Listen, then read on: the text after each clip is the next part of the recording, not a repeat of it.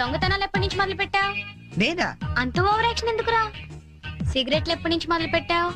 నువ్వు నిజంగా ఏ FBI లోను CBI లోను ఉండాల్సిందానివే. బై మిస్టేక్ నా అదృష్టం కొద్ది నా చెల్లిగా పుట్టావు.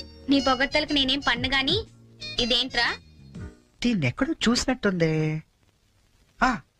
దీన్ని ఏమైనా సిగరెట్ ప్యాకెట్ అంటారా? ఆహా, దీన్నేమంటారో నాన్న అడిగి చెప్తాను. అడుగు. నాన్న, వీడేం చేశాడో తెలుసా? ఏదో ఒకటి చేయకపోతే వాడు చర్య ఎలా అవుతాడన్నా? ఏం చేశాడో చెప్పు. చెప్పనా? ఇది చెప్పడానికి ఇంత టెన్షన్ ఎందుకే? ఏం లేదన్నా, నేను సిగరెట్లు కాలుస్తున్నాను చెప్పడానికి ట్రై చేస్తున్నా అంతే. ఇదిగో. ఎరా, కన్న తండ్రి ముందు సిగ్గు లేకుండా సిగరెట్ కాలుస్తున్నాను చెప్తావా? ఏమో ఇది పూర్తిగా చెడిపోయాడు. ఇదిగో నాన్న, ఇదేమో నా కోసం కాదు, నీకోసమే. ఏటావా? ఆయన చేత నేను కష్టపడి సిగరెట్లు మానిపిస్తే నువ్వు కాల్చమని మళ్ళీ తెస్తావా? నువ్వు కూడా నన్ను ఇలా అపార్థం చేసుకుంటే ఎలా అమ్మా? ఈ సిగరెట్ పెట్టి అనుకుంటావా?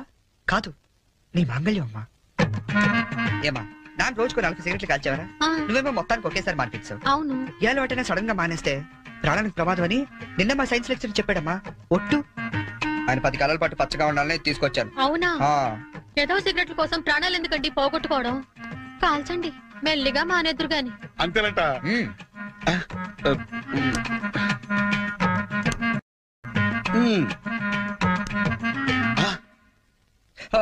ఇది కూడా నీకోసమే నాన్న, ఉంచుకో.